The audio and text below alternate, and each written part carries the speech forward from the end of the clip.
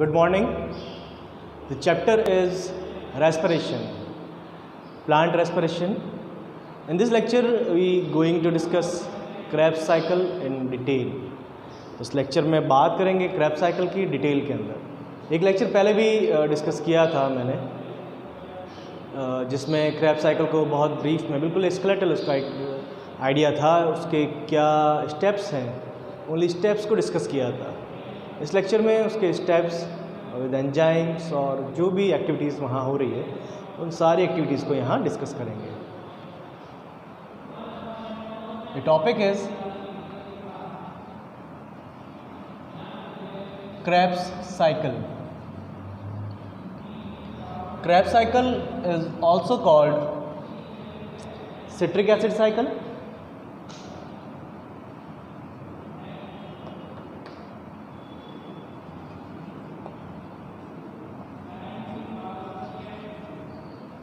और TCA cycle।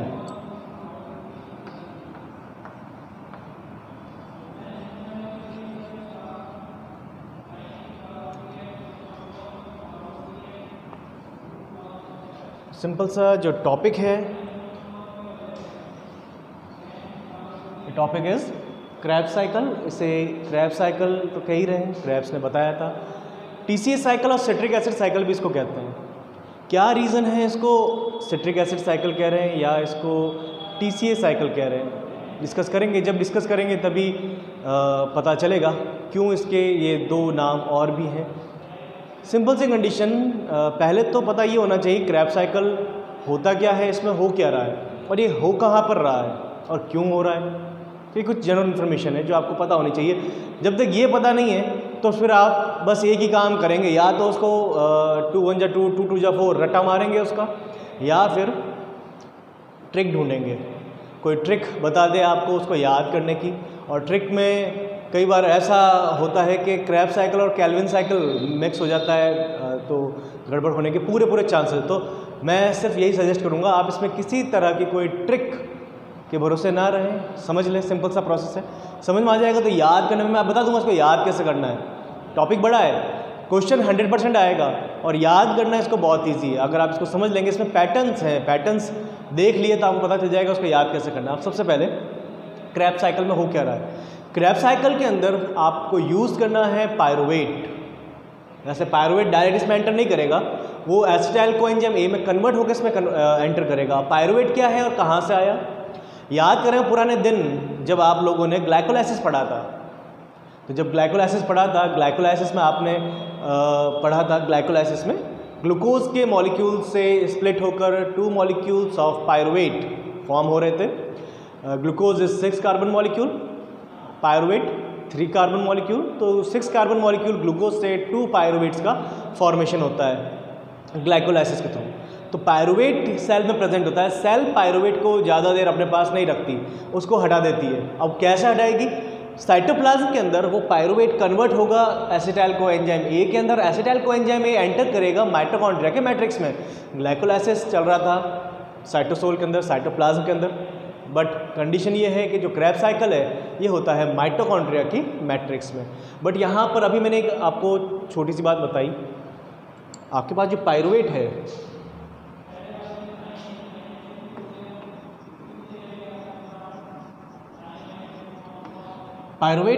Pyruvate से formation होता है एसिटाइल कोएंजाइम ए का।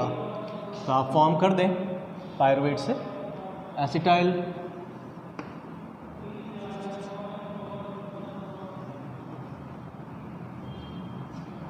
Coenzyme A.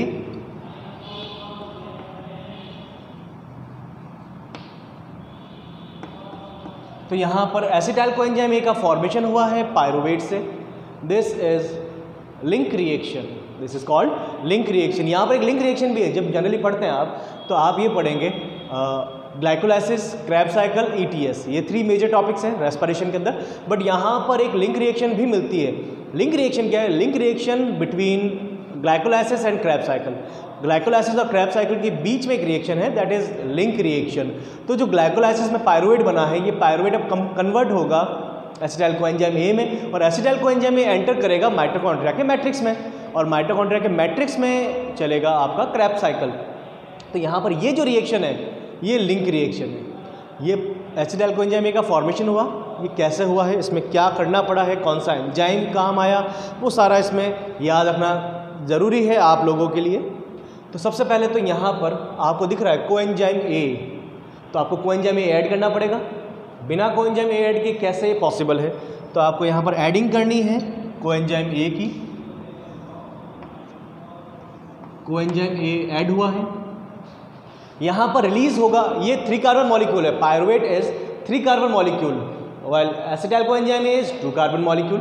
तो ये एक 3 कार्बन मॉलिक्यूल है, ये 2 कार्बन मॉलिक्यूल है, तो एक कार्बन कम कैसे होगा, कार्बन रिलीज कर दो। तो सिंपल सा प्रोसेस है, आपको एक कार्बन को रिलीज करना है, कार्बन रिलीज होगा in the form of CO2। तो CO2 की फॉर्म में कार्बन का रिलीज होगा, कार्बोक्सिलेशन रिएक्शन होगी, तो आप एक CO2 को यहाँ से रिलीज कर सकते हैं। एक CO2 यहाँ से रिलीज हो गई, ठीक है। यहाँ पर एक एंजाइम भी काम आएगा, enzyme is dehydrogenase. Dehydrogenase, which dehydrogenase, pyruvate dehydrogenase. तो पायरुवेट डिहाइड्रोजिनेज एंजाइम यहाँ पर यूजफुल है, लिख देते हैं पायरुविक डिहाइड्रोजिनेज। तो पायरुविक डिहाइड्रोजिनेज एंजाइम यहाँ पर यूजफुल है, डिहाइड्रोजिनेशन करेगा, हाइड्रोजन रिलीज होगा। ध्यान रखें हाइड्रोजन रिलीज होगा, वाटर का मॉलिक्यूल नहीं। एक्चुअल में बुक्स में H2O दे रखा होता है, बट थोड़ा सा ध्यान से देखें, H2O जो रिलीज हो रहा है वो H2O तो है, लेकिन कुछ इस तरह से है, वो कुछ ऐसा उसको आप कर सकते हैं।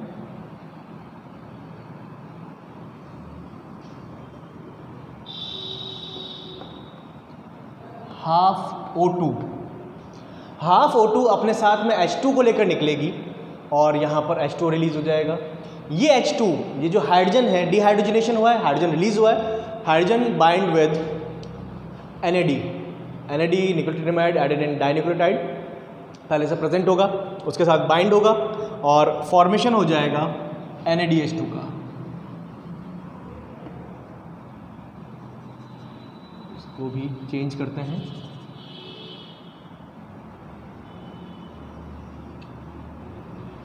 यहाँ पर जो डिहाइड्रोजनेशन हुआ है उससे NAD से फॉर्मेशन हुआ NADH प्लस H प्लस का, NADH2 कह सकता हूँ मैं इसको। This is link reaction. अभी एसिटाइल कोएंजाइम ए एंटर करेगा माइटोकॉन्ड्रिया के मैट्रिक्स में, ये हुआ है साइटोप्लाज्म के अंदर। This is link reaction. Glycolysis के बाद में 3 carbon molecule pyruvate converted into 2 carbon molecule acetyl coenzyme A, ठीक है। यहाँ पर एक्टिविटी होगी पायरुवेट डिहाइड्रोजिनेज की, जिसकी हेल्प से हाइड्रोजन रिलीज होगा, NAD के साथ में हाइड्रोजन बाइंड होगा, फॉर्मेशन कर देगा NADH2 का। इस कंडीशन में यहाँ पर डिहाइड्रोजनेशन जब हो रहा है तो H2 रिलीज हो रहा है, O2 के ऑक्सीजन के साथ में H2O की फॉर्म में CO2 रिलीज होगी, डिकार्बोक्सिलेशन हो रहा है तो 2 कार्बन मॉलिक्यूल का फॉर्मेशन हो जाएगा, कोएंजाइम ए ऐड होगा। अब आपको यहाँ पर फॉर्मेशन करना है आगे एसिटाइल कोएंजाइम ए से, ये एंटर करेगा आपके माइटोकॉन्ड्रिया के मैट्रिक्स में और वहाँ पर पहले से प्रेजेंट है OAA ऑक्सिलो एसिटिक एसिड। मैं अभी इसको शॉर्ट में लिख देता हूँ OAA, बाद में इसको फुल फॉर्म लिखेंगे। तो ऑक्सिलो एसिटिक एसिड के साथ में ये बाइंड होगा acetyl coenzyme A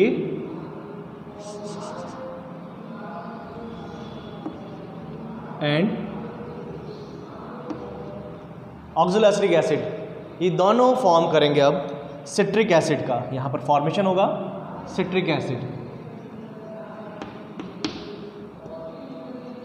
citric acid is 6 carbon molecule, pyruvic acid 3 carbon, oxalo acetic acid 4 carbon, acetyl coenzyme A 2 carbon, citric acid 6 carbon molecule. Citric acid is 6 carbon molecule and first stable compound of Krebs cycle form in mitochondrial matrix। तो mitochondrial matrix में Krebs cycle में बनने वाला first stable compound citric acid है, that's why this is called citric acid cycle, इसीलिए इसको citric acid cycle कहते हैं। Citric acid has 3 carboxylic acid, इसके पास में 3 कार्बोक्सिलिक एसिड होते हैं, इसीलिए इसको TCA साइकिल कहते हैं, ट्राई कार्बोक्सिलिक एसिड साइकिल। तो नाम का मीनिंग समझ में आया आपको, क्यों इसको क्रैब साइकिल कह रहे हैं, why it is called TCA cycle और सिट्रिक एसिड साइकिल। तो सिंपल सा है बिल्कुल, जहाँ पर जो फर्स्ट स्टेबल कंपाउंड है उसके नाम पर इसका नाम दिया है। तो यहाँ पर एसिटाइल कोएंजाइम ए के साथ में फॉर्मेशन हुआ सिट्रिक एसिड का, यहाँ पर वाटर का मॉलिक्यूल ऐड होगा, कोएंजाइम ए रिलीज हो जाएगा, कोएंजाइम ए को आपको रिलीज करना होगा, कोएंजाइम ए यहाँ पर ऐड हुआ था, अब ये यहाँ से रिलीज हो जाएगा। तो रिलीज कर सकते हैं कोएंजाइम ए को, कोएंजाइम ए रिलीज हो जाएगा और वाटर का मॉलिक्यूल यहाँ पर ऐड होगा। फॉर्मेशन हो गया है सिट्रिक एसिड का। सिट्रिक एसिड से फॉर्मेशन होगा आइसोसिट्रिक एसिड का, but in 2 steps. Isocitric acid का फॉर्मेशन करना है, यहाँ पर सिट्रिक एसिड से आइसोसिट्रिक एसिड बनेगा, लेकिन 2 स्टेप में बनेगा, 2 स्टेप होंगे। एंजाइम रिस्पॉन्सिबल है यहाँ पर एकोनिटेज। एकोनिटेज एंजाइम की प्रेजेंस में सिट्रिक एसिड से फॉर्मेशन हो जाएगा आइसोसिट्रिक एसिड का, बीच में एक और कंपाउंड बनेगा सिस एकोनिटिक एसिड। सिंपल सा एक नाम आपको याद रखना, एकोनिटेज एंजाइम है और जो बीच में कंपाउंड बन रहा है सिस एकोनिटिक एसिड। करते हैं इसको आगे, यहाँ पर फॉर्मेशन होगा सिट्रिक एसिड से,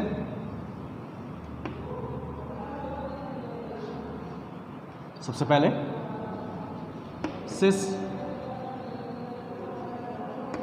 एकोनिटिक एसिड एंड देन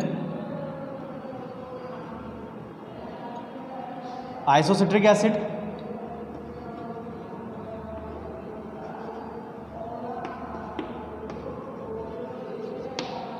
तो cis aconitic acid and isocitric acid का फॉर्मेशन होगा।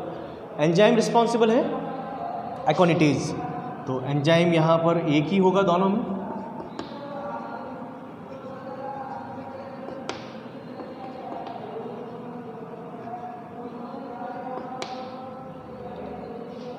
यहाँ वाटर का मॉलिक्यूल रिलीज होगा, ऐड होगा, दोनों स्टेप में अलग अलग होगा। यहाँ पर सिंपल सा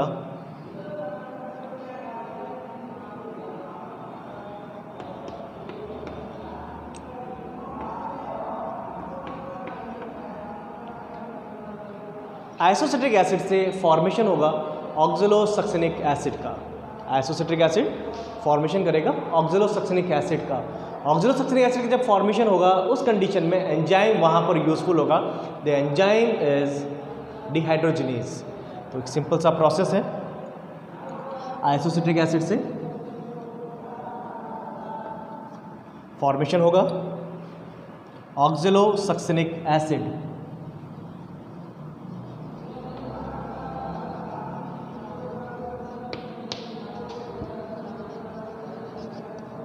ऑक्जेलोसक्सेनिक एसिड, यहाँ पर एंजाइम डिहाइड्रोजिनेज, जैसे यहाँ पर पायरुविक डिहाइड्रोजिनेज था, यहाँ पर आइसोसिट्रिक डिहाइड्रोजिनेज। तो एंजाइम रिस्पॉन्सिबल है आइसोसिट्रिक डिहाइड्रोजिनेज।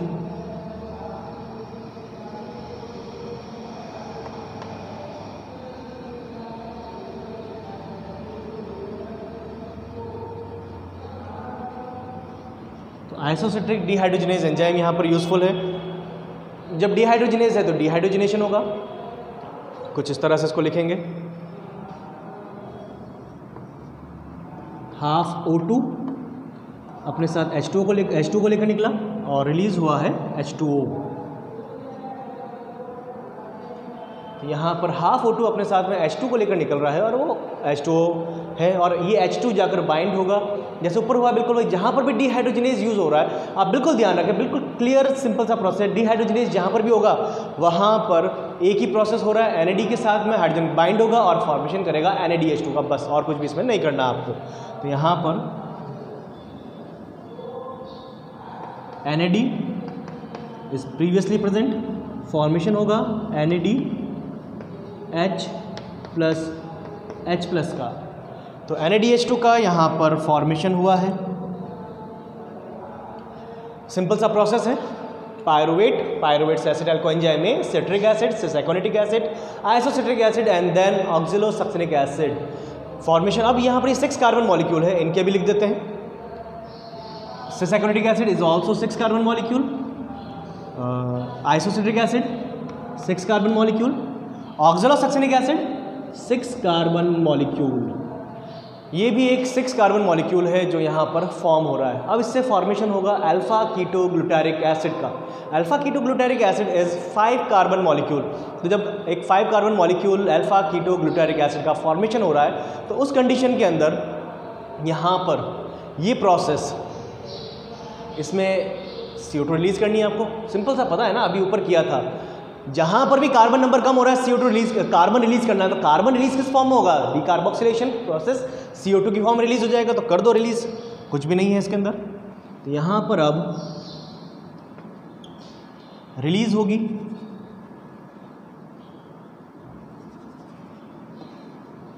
एक CO2, तो सिंपल सा प्रोसेस है, CO2 को रिलीज करते हैं एंड फॉर्मेशन हो जाएगा 5 carbon molecule alpha ketoglutaric acid.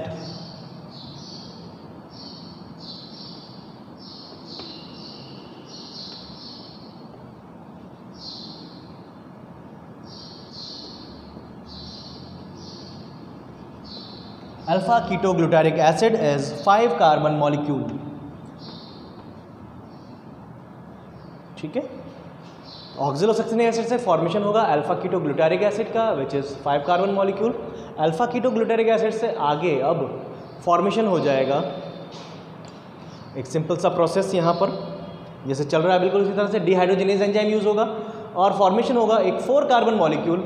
Dehydrogenase enzyme के कारण 4 कार्बन मॉलिक्यूल नहीं बन रहा है, डिहाइड्रोजिनेज एंजाइम भी यूज़ हो रहा है, डिकार्बोक्सिलेशन भी हो रहा है, दोनों प्रोसेस साथ में होंगे इस स्टेप के अंदर, और एक 4 carbon molecule succinyl coenzyme A का फॉर्मेशन होगा। सिंपल से ध्यान रखें आप, succinyl coenzyme A is 4 carbon molecule formed by alpha ketoglutaric acid after decarboxylation. तो यहाँ पर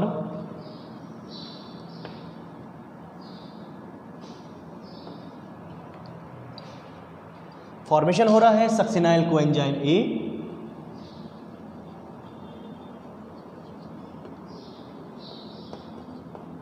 तो जब आपने सक्सिनाइल कोएंजाइम ए का फॉर्मेशन किया है तो आपको कोएंजाइम ए ऐड करना पड़ेगा, विदाउट एडिंग तो कैसे पॉसिबल है। दिस इज 4 कार्बन मॉलिक्यूल, मैं लिख देता हूँ, चलो पहले इसको लिखते हैं। तो यहाँ पर आपने क्या किया है, ये 4 कार्बन मॉलिक्यूल बनाया है तो उसके लिए CO2 रिलीज किए, ये यहाँ पर CO2 रिलीज हो गई। यहाँ पर H2O भी डिहाइड्रोजिनेज एंजाइम है तो H2O भी रिलीज होगी, तो हाफ O2 और ये H2O, दिस इज H2O। तो हाइड्रोजन रिलीज हुआ है, डिहाइड्रोजिनेशन प्रोसेस यहाँ पर हुआ है। Enzyme alpha ketoglutaric dehydrogenase, the enzyme is responsible, that is alpha ketoglutaric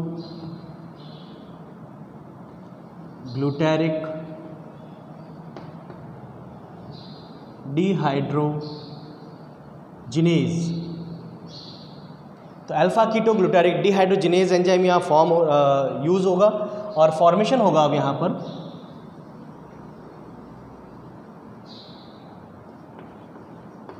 NAD से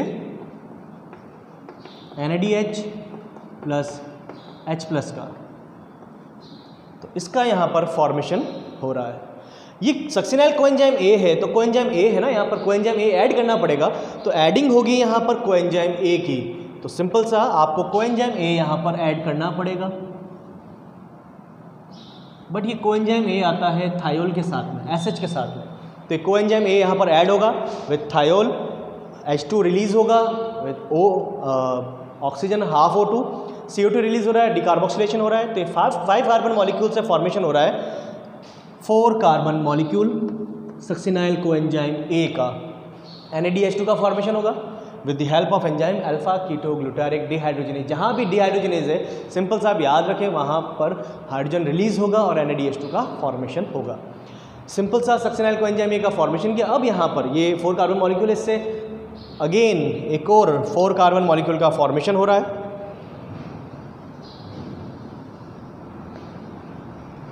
next 4 carbon molecule is succinate और सक्सिनिक एसिड, यहाँ पर अब फॉर्मेशन हो जाएगा सक्सिनिक एसिड का। तो सक्सिनिक एसिड का फॉर्मेशन हुआ है, this is 4 carbon molecule, also 4 carbon molecule. पहले वाला भी 4 कार्बन था, ये भी एक 4 कार्बन मॉलिक्यूल है। यहाँ पर CO2 रिलीज नहीं हो रही है तो नंबर कम नहीं होगा। अब ये यहाँ पर सक्सिनिक एसिड का फॉर्मेशन हुआ है तो सिंपल सा कोएंजाइम में निकाल दोगे आप। कोएंजाइम में रिलीज करना पड़ेगा ना, कोएंजाइम में जैसा आया था बिल्कुल वैसे रिलीज हो जाएगा। थायोल के साथ आया था, थायोल के साथ रिलीज हो जाएगा। तो आप इसको थायोल के साथ रिलीज कर दें, कोई प्रॉब्लम नहीं है इसके अंदर। तो यहाँ पर ये रिलीज हुआ है थायोल के साथ में।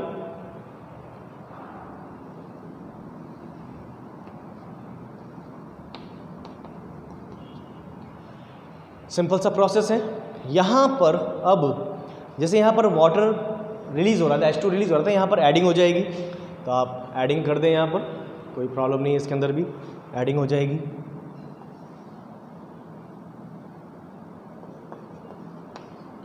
एंजाइम यहाँ पर यूजफुल है एक succinic thiokinase. The enzyme is succinic thiokinase.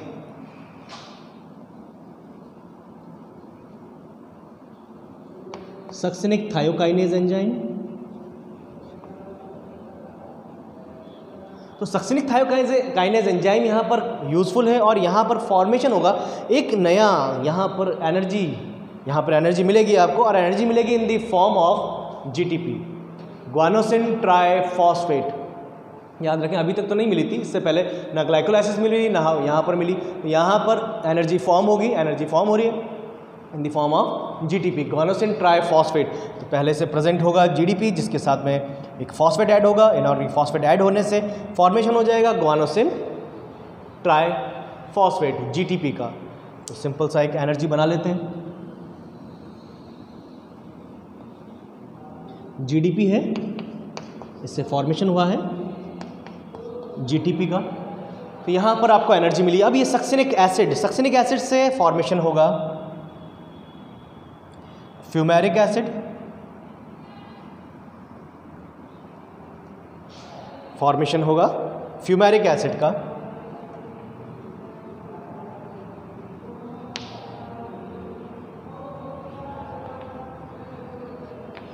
तो फ्यूमेरिक एसिड का जब फॉर्मेशन हो रहा है, यहाँ पर एंजाइम काम आएगा डिहाइड्रोजिनेज एंजाइम। देखो यहाँ पर कोएंजाइम में निकाल दिया, ये 4 कार्बन मॉलिक्यूल है सक्सिनिक एसिड, फ्यूमेरिक एसिड का फॉर्मेशन हो रहा है। तो जब फ्यूमेरिक एसिड का फॉर्मेशन होगा उस कंडीशन में डिहाइड्रोजिनेज, कौन सा, सक्सिनिक डिहाइड्रोजिनेज। क्योंकि देखो आप एक पैटर्न चल रहा है इसके अंदर, जो भी डिहाइड्रोजिनेज उससे जिससे वो बन रहा है कंपाउंड, सबस्ट्रेट का नाम उसी के पीछे डिहाइड्रोजिनेज लगा रहे हैं। तो सिंपल सा पैटर्न यहाँ पर फॉलो हो रहा है जो मैं बताऊंगा आपको।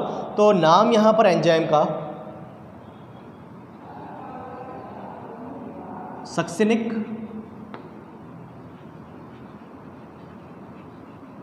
डिहाइड्रोजिनेज। तो सक्सिनिक डिहाइड्रोजिनेज है, फॉर्मेशन हो जाएगा NAD से NADH2 का। तो आप NAD से NADH2 का फॉर्मेशन कर सकते हैं। इसको थोड़ा सा चेंज करते हैं।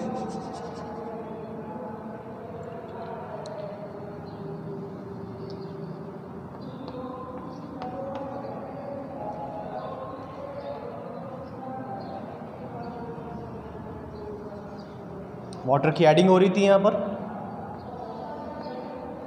और कोएंजाइम में रिलीज हो रहा था।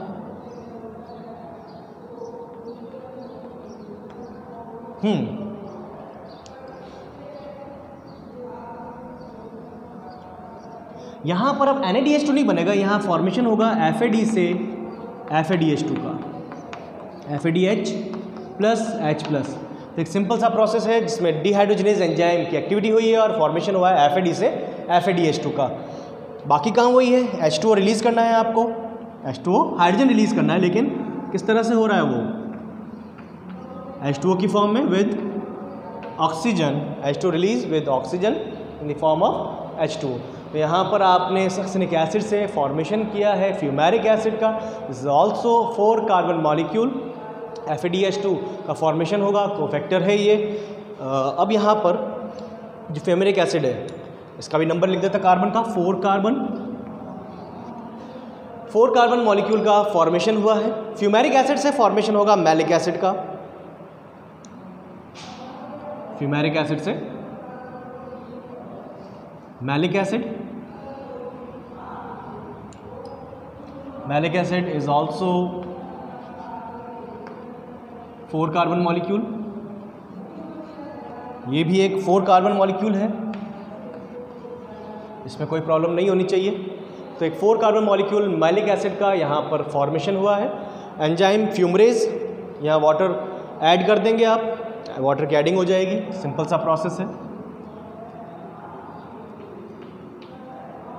तो वाटर की यहाँ पर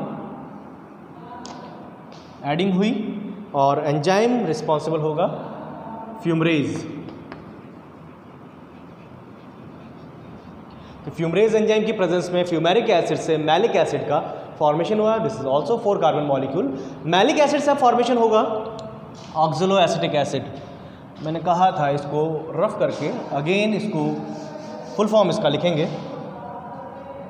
यहाँ पर अब फॉर्मेशन हो रहा है मैलिक एसिड से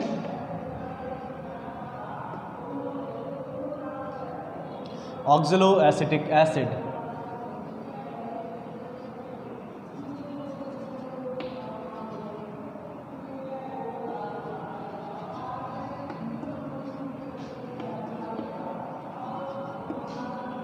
ऑक्सलो एसिटिक एसिड का फॉर्मेशन हुआ और अब ये फॉर्म करेंगे सिट्रिक एसिड का फॉर्मेशन कर रहे हैं सिट्रिक एसिड का। This is 4 carbon molecule. पता है आपको, दिख रहा है ये 4 कार्बन मॉलिक्यूल कैसे बना। तो ये फॉर्मेशन करेंगे वहाँ पर। अब यहाँ पर क्या हो रहा है, ये एक स्पेस रिमेनिंग है, यहाँ पर भी एक एंजाइम यूज होगा। एंजाइम इज, फ्यूमरेज को थोड़ा नीचे लेते हैं,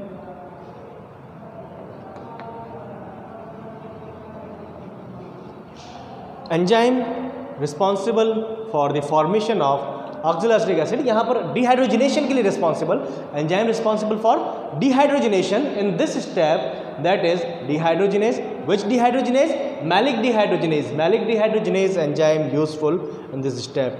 तो यहाँ पर enzyme malic dehydrogenase,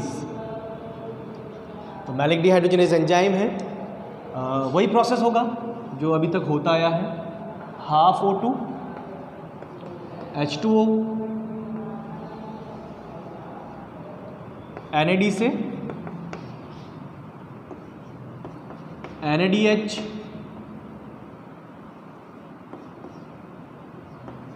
plus H+ का फॉर्मेशन हो जाएगा।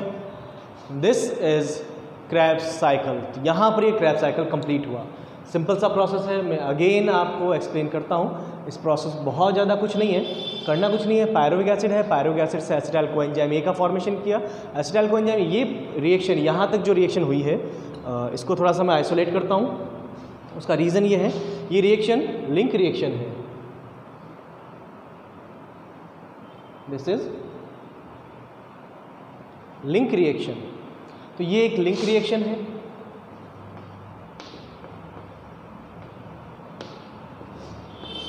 लिंक रिएक्शन कहाँ हो रही है? साइटोप्लाज्म के अंदर। Link reaction takes place in cytoplasm,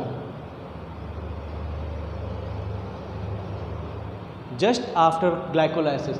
तो साइटोप्लाज्म में होने वाली रिएक्शन है। क्रेब्स साइकिल आपके चलेगा माइटोकॉन्ड्रिया के मैट्रिक्स में।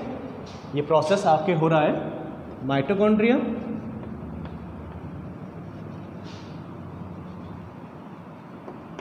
मैट्रिक्स के अंदर। तो माइटोकॉन्ड्रिया के मैट्रिक्स में ये क्रेब्स साइकिल आपका रन हो रहा है।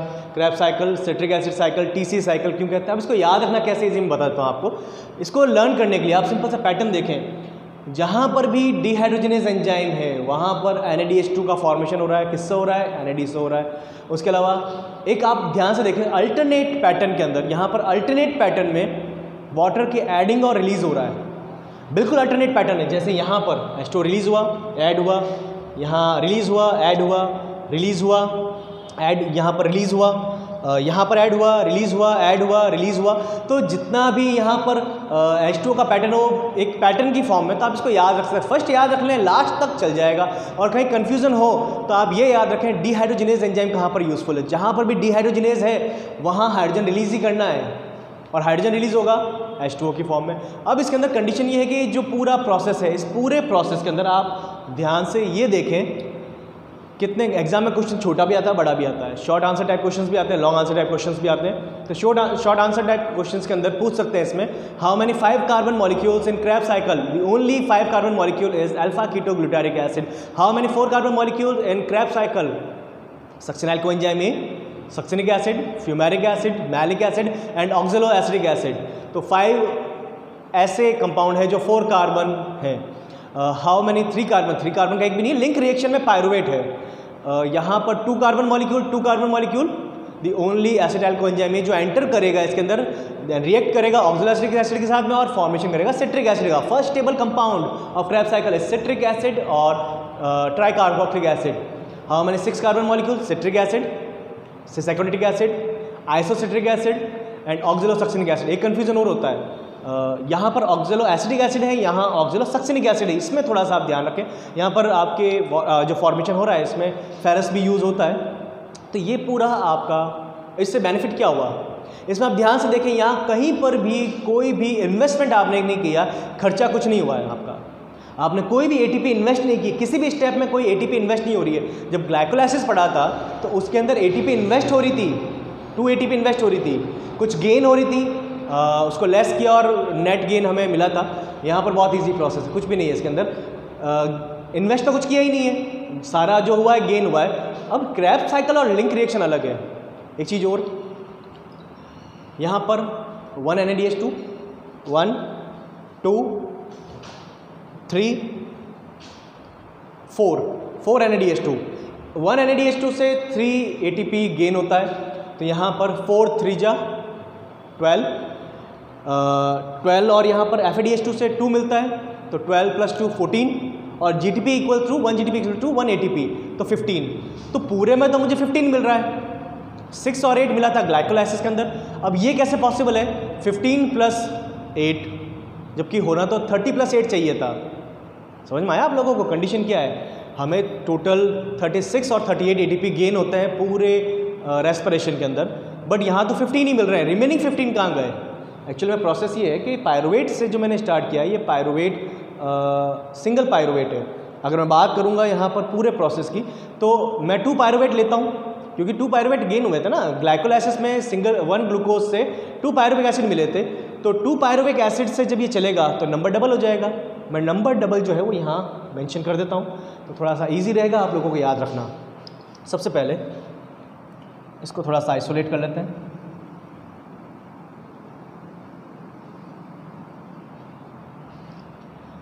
First of all link reaction,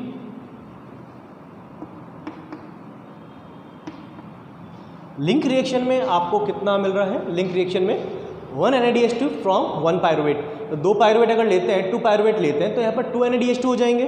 तो यहाँ पर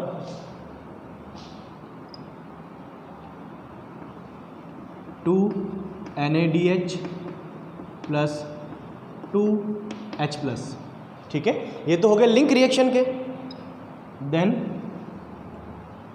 क्रेब्स साइकिल, अब बात करेंगे क्रेब्स साइकिल की। क्रेब्स साइकिल में कितना गेन हो रहा है, तो क्रेब्स साइकिल में आपको 1 NADH2, सेकेंड, थर्ड, 3 NADH2 एक पायरुवेट से, तो 2 पायरुवेट से 6 हो जाएंगे। तो इसको मैं कर देता हूँ 6 NADH + 6H+, ओके। देन ये तो NADH हो गए। अब बात आएगी FADH2 की। तो यहाँ पर 1 FADH2 है 1 पायरुवेट से, 1 क्रेब्स साइकिल में, तो 2 पायरुवेट से 2 चलेंगे तो वहाँ पर नंबर डबल हो जाएगा। तो इसको मैं कुछ ऐसे कर सकता हूँ,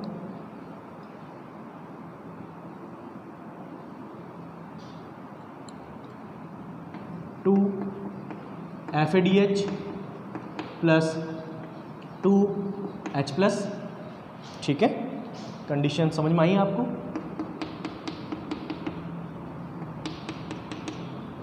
एंड द थर्ड GTP, यहाँ सिंगल GTP है, 2 चलेंगे तो वहाँ पर 2 से आपको 2 GTP ऑब्टेन हो जाएंगे। तो 2 GTP।